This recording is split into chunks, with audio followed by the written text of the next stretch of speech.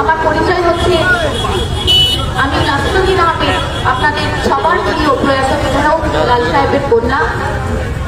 তিনি তৃণমূলের জন্ম লগ্ন থেকে এই কালীগঞ্জ ব্লকে তৃণমূল দলটা করতেন। বহুবারের বিধায়ক তিনি, 2011 সাল থেকে তিনি বিধায়ক। এই অঞ্চলে মাথার উপর তিনি ছিলেন এবং কালীগঞ্জ ব্লকের উন্নয়নই ছিল তার জীবনের একমাত্র লক্ষ্য। জীবনের শেষ দিন পর্যন্ত তিনি এই কালীগঞ্জের মানুষের পাশে থেকে মিটিং করেছেন, এলাকার উন্নয়নের কথা ভেবেছেন এবং কাজ করে গেছেন।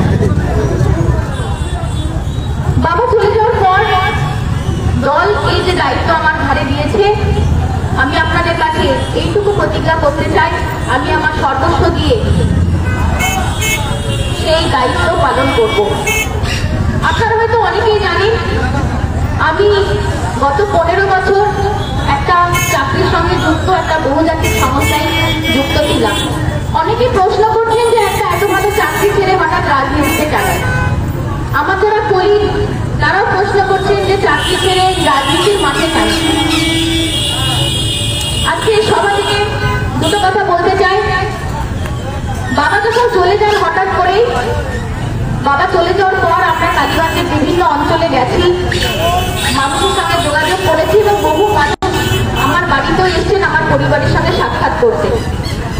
বাবা চলে গেল, এই কালীগঞ্জকে নিয়ে বাবার যে স্বপ্ন ছিল, যে দায়িত্ব বোধ ছিল, যে উন্নয়নের পরিকল্পনাগুলো ছিল, সেইখানে একটা শূন্যতা সৃষ্টি হয়েছিল।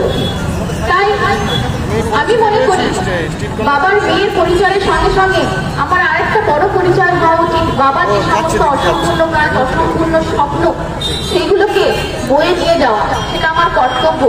সেই কর্তব্যের দায়ভারে এবং কালীগঞ্জের মানুষের ডাকে এবং আমাদের দিদি, আমাদের দলের যিনি মুখ্য, সেই মমতা ব্যানার্জির নির্দেশে আমি আজকে আপনাদের এই মাঝখানে এসেছি এই নির্বাচনে ভোট ভিক্ষা যাওয়ার জন্য। আজকে মিরামাল অঞ্চলে ছিলাম। আমরা প্রত্যেক অঞ্চলে যখন যাচ্ছি এলাকার যে সমস্ত অসুবিধা সেগুলো লিখে রাখছি।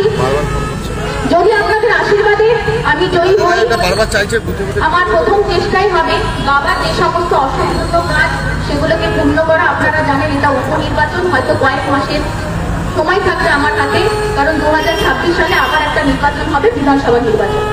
তাই বাবার সেই অসম্পূর্ণ কাজগুলো নিয়ে আমি শুরু করব। মীরা অঞ্চলে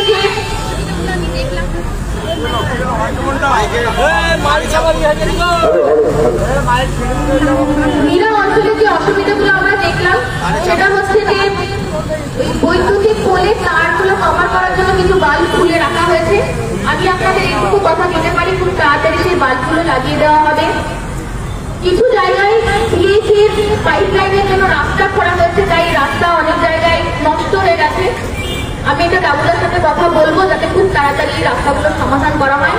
এবং বেশ কয়েকটা অঞ্চলে আমাদের রাস্তা তৈরি করে দেওয়ার একটা দাবি জানিয়েছে। আমি আমাদের, আপনারা জানেন যে পঞ্চায়েত, যেগুলো আমাদের পঞ্চায়েত সমিতি, পঞ্চায়েত আছে এবং জেলা পরিষদ, আমাদের যে খাতে রাস্তাগুলো করা সম্ভব হবে, যদি এমএলএ ল্যাডু সম্ভব হয়, আমরা এলাকায় এলাকায় যাচ্ছি, সমস্যাগুলো শুনছি এবং ওই স্লিপগুলো তখনই লিখে নিচ্ছি যাতে আগামী দিনে আমরা যদি সুযোগ পাই সেই কাজগুলো আমরা করতে পারি। আপনাদের কাছে একটাই অনুরোধ, আমরা তৃণমূল কংগ্রেস, আমরা মানুষের উন্নয়নের কথা বলি, প্রচুর প্রকল্পের মাধ্যমে আপনাদের জীবনের সাথে জুড়ে থাকি।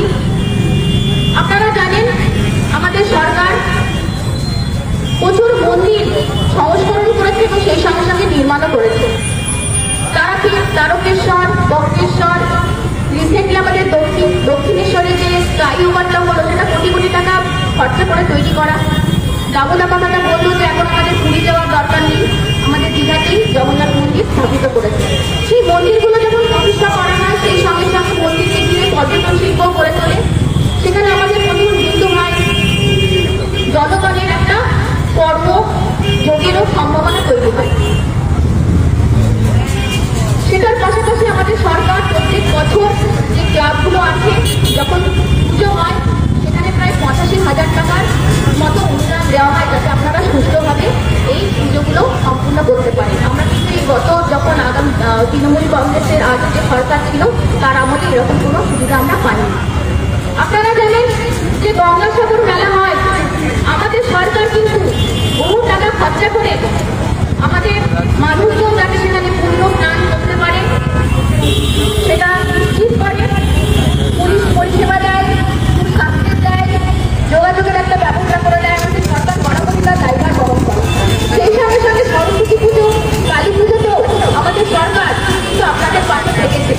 ফ্রিতে সিসিটিভি দেওয়া, পুলিশি সহযোগিতা করা, সমস্ত রকম সুরক্ষার দায়িত্ব কিন্তু সরকার তুলে দিয়েছে নিজের কাজে। আমাদের সরকারের বহু প্রকল্প আছে যেগুলো ইতিমধ্যে আমাদের পূর্ববর্তী বক্তারা বলেছেন। কন্যাশ্রী, রূপশ্রী, এগুলোর মাধ্যমে আমাদের বাঙালির নিজের বিয়ের চিন্তা, পড়াশোনার চিন্তা আমাদের মানবিক সরকার নিজেদের মাথায় নিয়েছে। সেটা হলো আপনাদেরকে দুর্ভাবনা সেটা শেয়ার করে নিয়েছে। লক্ষ্মীর ভাণ্ডার এমন একটা প্রকল্প, এটা একটা যুগান্তকারী সৃষ্টি বলে আমি মনে করি। আগেকার দিনে আমাদের মা বোনেরা শুধুমাত্র ঘরের কাজে আবদ্ধ থাকতেন, তাদের অর্থনৈতিক স্বাধীনতা কিছু ছিল না। সেই জায়গা থেকে দাঁড়িয়ে সরকারের মাসের শেষে একটা টাকা তুলে দেওয়া অনেক বড় ব্যাপার। যাদের অর্থনৈতিক স্বাধীনতা নেই তারাই হয়তো বলতে পারবে তাদের কাছে এই লক্ষ্মীর ভাণ্ডার কতটা সাহায্যকারী। তাই এমন একটা সরকার আমাদের যারা মানুষের জীবনের সাথে জড়িত, আর অন্যদিকে যেখানে প্রতিদ্বন্দ্বিতা করছে বিজেপি সরকার, যারা কিন্তু আপনাদের জীবনের সাথে জড়িত নয়, যারা ভেবে ভেবে রাজনীতি করছে, হিংসার রাজনীতি করছে। আপনারা দেখেছেন মণিপুর চলছে কিন্তু আমাদের বাংলায় লক্ষ্মীর ভাণ্ডার হচ্ছে। আপনারা দেখেছেন বিজেপি শাসিত রাজ্যগুলোতে নারীর ওপর নিরকম অত্যাচার, কিন্তু অন্যদিকে আমাদের সরকার কিন্তু রূপশ্রী, কন্যাশ্রী করে নারীদেরকে তুলছে। আমাদের সরকার কিন্তু নারীর কথা ভাবে। লোকসভা নির্বাচনে আপনারা দেখেছেন প্রায় 38% মহিলা সাংসদ করে লোকসভাতে পাঠিয়েছে। পঞ্চায়েত সমিতির যে নির্বাচনগুলো হয়, জেলার যে নির্বাচনগুলো হয়, মহিলাদের একটা আসন সংরক্ষিত করেছে আমাদের সরকার। আমাদের সরকার কিন্তু মহিলাদের হাতে একটা ক্ষমতা তুলে দিয়েছে যাতে তারা সিদ্ধান্ত নিতে পারে, ক্ষমতার জায়গায় থাকে, আর্থিক স্বাধীনতা পায়। তাই আপনাদের কাছে অনুরোধ যে আপনারা এইবারের যে নির্বাচন তাতে বিজেপি সরকারকে নয়, এমন একটা মানবিক সরকারের পক্ষে আপনার রায় দেন যারা আপনাদের পাশে থাকছে, আগামী দিনেও থাকবে। আর কংগ্রেস সিপিএমকে ভোট দিয়ে দয়া করে আপনাদের ভোটটা নষ্ট করবেন না। যারা বিজেপিকে পছন্দ করেন না তারা এটা জেনে রাখুন, কংগ্রেস সিপিএমকে ভোট দেওয়া মানে কিন্তু বিজেপির হাতকে শক্ত করা। আর একটা কথা বলতে চাই, মীরা ওয়ান আমার বাড়ি, আমি আপনাদের পাশেই থাকি এই অঞ্চলে, তাই আমি আপনাদের মেয়ে। এটা মনে করুন আপনাদের মেয়ে দাঁড়িয়েছে ভোটে। আমার বাবা যেভাবে এতগুলো বছর ধরে কালীগঞ্জকে আগিয়ে রেখেছিল, আমি সেই সুযোগ পেয়েছি। আপনাদের কাছে এইটুকুই অনুরোধ যে আপনারা সকাল সকাল গিয়ে তৃণমূলে ভোটটা দিন, আপনাদের মেয়েকেই সুযোগ দিন আপনাদের মাঝে আনা, যাতে আপনাদের মেয়ে আপনাদের আগামী দিনে উন্নয়ন করতে পারে, আপনাদের পাশে থাকতে পারে, আপনাদের দুঃখ ভাগ করে দিতে পারে। এই বলে আমি আমার ছোট্ট বক্তব্য শেষ করছি। আপনারা অনেক অনেক ভালো থাকবেন।